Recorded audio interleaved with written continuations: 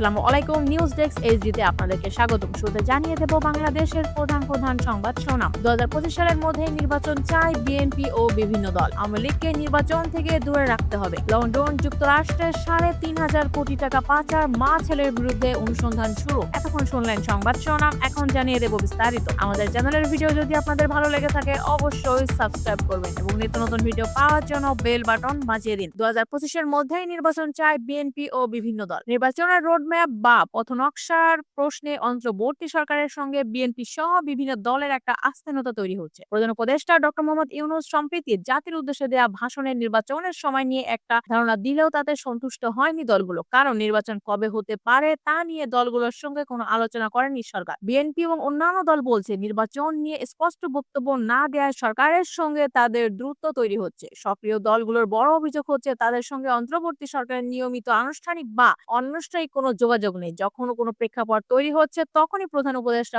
রাজনৈতিক দলগুলোকে ডেকেছেন। এ পর্যন্ত ৩ দফায় রাজনৈতিক দলগুলোর নেতাদের সঙ্গে বৈঠক হয়েছে সরকারের। বিএনপি ও তার মিত্র দল ও জোটগুলো এবং জামায়াতে ইসলামী প্রয়োজনীয় সংস্কার ও নির্বাচন নিয়ে রোডম্যাপ দাবি করে আসছে। তবে অন্তর্বর্তী সরকারের বয়স ৪ মাস হওয়ার পরও ১৬ ডিসেম্বরে মহান বিজয় দিবস উপলক্ষে জাতির উদ্দেশ্যে দেয়া ভাষণে নির্বাচনের সময় নিয়ে একটা ধারণা দিয়েছেন প্রধান উপদেষ্টা। তিনি বলেছেন, ২০২৫ সালের শেষ দিক থেকে ২০২৬ সালের প্রথমার্ধের মধ্যে নির্বাচনের সময় নির্ধারণ করা যায়। এরপর প্রধান উপদেষ্টার প্রেস সচিব শফিকুল আলমের ব্যাখ্যায় বলেছেন, আশা করতে পারেন যে নির্বাচন হচ্ছে ২০২৬ সালের ৩০ জুনের মধ্যে। তবে বিএনপি নেতৃত্ব মনে করে নির্বাচনের জন্য লম্বা সময়ের প্রয়োজন নেই। তারা দ্রুত নির্বাচন চাইছে। এদিকে জামায়াত ইসলামের সংস্কারের জন্য প্রয়োজনীয় সময় দেওয়ার কথা বললেও এখন ২০২৫ সালের মধ্যে নির্বাচন দাবি করছে। দেরিতে হলেও সরকারের শীর্ষ পর্যায় থেকে নির্বাচনের কথা বলা এটিকে রাজনৈতিক দলগুলো ইতিবাচক হিসেবে দেখছে। কিন্তু নির্বাচন নিয়ে বক্তব্য স্পষ্ট নয় এবং সময় নিয়ে একটা ধারণা দেওয়ার ব্যাপারেও দলগুলোর সঙ্গে কোনো আলোচনা করা হয়নি বলে অভিযোগ করেছে তারা। এখন দলগুলো তাদের সঙ্গে আলোচনা করে ঐক্যমতের ভিত্তিতে রোডম্যাপ তৈরির দাবি করছে। আওয়ামী লীগকে নির্বাচন থেকে দূরে রাখতে হবে। মির্জা গালিব বলেন, আওয়ামী লীগকে কয়েকটি নির্বাচন থেকে দূরে রাখতে হবে। রাজনীতি ও নির্বাচন থেকে আওয়ামী লীগকে নিষিদ্ধ করা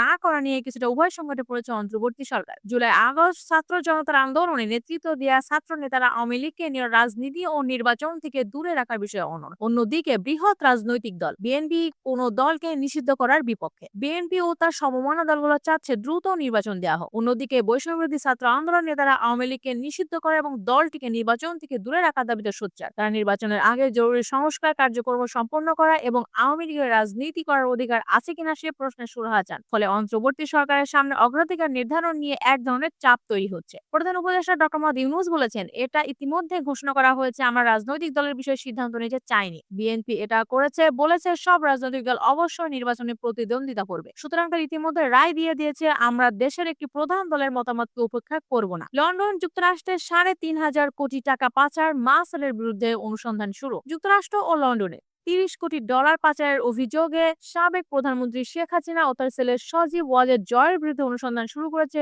দুর্নীতি দমন কমিশন বাংলাদেশি মুদ্রায় যা ৩৫০ কোটি টাকার বেশি। এর আগে ৯ প্রকল্পে ৮০,০০০ কোটি টাকা অনিয়ম ও দুর্নীতির অভিযোগে সাবেক প্রধানমন্ত্রী শেখ হাসিনা ও তার বোন শেখ রেহেনা, ছেলে সজীব আহমেদ ওয়াজেদ ও মেয়ে টিউলিপ সিদ্দিকের বিরুদ্ধে অনুসন্ধানের সিদ্ধান্ত নিয়েছে দুর্নীতি দমন কমিশন। ১৭ ডিসেম্বর থেকে তাদের বিরুদ্ধে অনুসন্ধানের কাজ শুরু হয়। রূপপুর পারমাণবিক বিদ্যুৎ প্রকল্প, বিশেষ আশ্রয়ণ প্রকল্প, বেবজা সহ ৯টি প্রকল্পে এসব অনিয়ম ও দুর্নীতি হয়েছে।